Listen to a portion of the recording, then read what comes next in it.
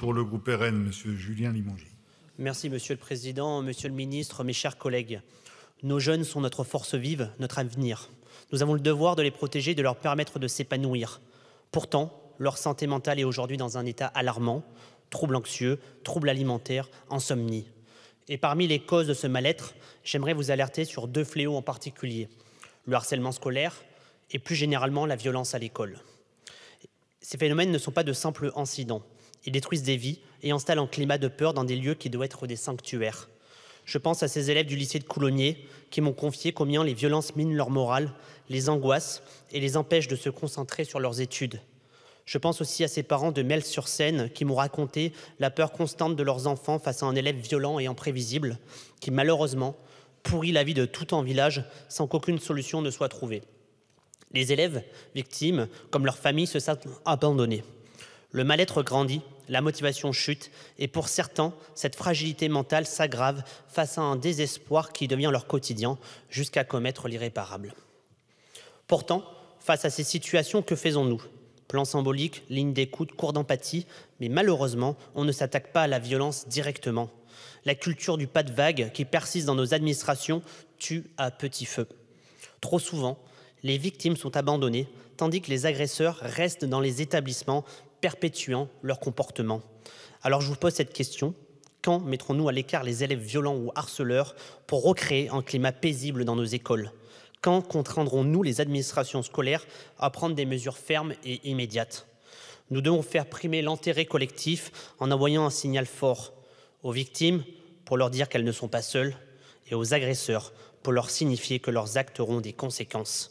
Car comme le disait Jules Ferry, c'est dans la jeunesse que réside l'espoir de la nation.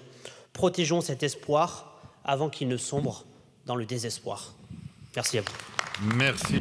Monsieur le député Limongi, vous avez évoqué beaucoup de sujets, probablement inspirés d'exemples concrets dans votre circonscription. Nous avons malheureusement tous, dans nos circonscriptions, eu ces épisodes de harcèlement, de harcelés, harceleurs, et je partage votre vision de renforcer la répression sur ces sujets, le fait que la peur doit changer de camp et que ce n'est pas le harceleur qui doit être maintenu dans l'établissement et c'est bien lui qui doit le quitter. Donc sur ces sujets-là, je vous les retrouve. On n'est pas strictement dans le champ de la santé, plutôt davantage dans le champ de l'éducation nationale.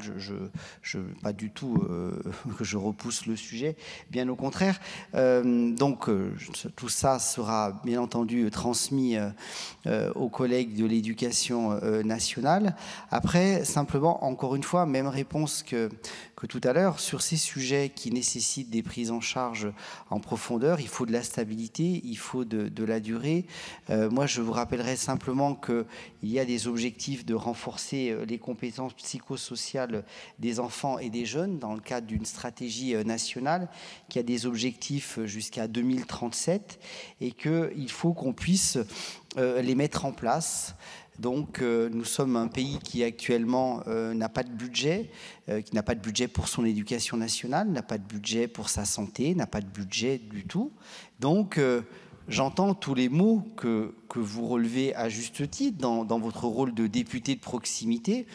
Mais quels que soient les ministres, du casting des ministres, quelle que soit leur volonté à agir, si on ne s'inscrit pas dans la durée et qu'on n'a pas un budget pour pouvoir poser des politiques publiques, eh bien il n'y aura pas de solution. Donc si on veut être responsable par rapport aux situations que vous décrivez, il faut qu'on agisse ensemble, quels que soient les bancs de cet hémicycle.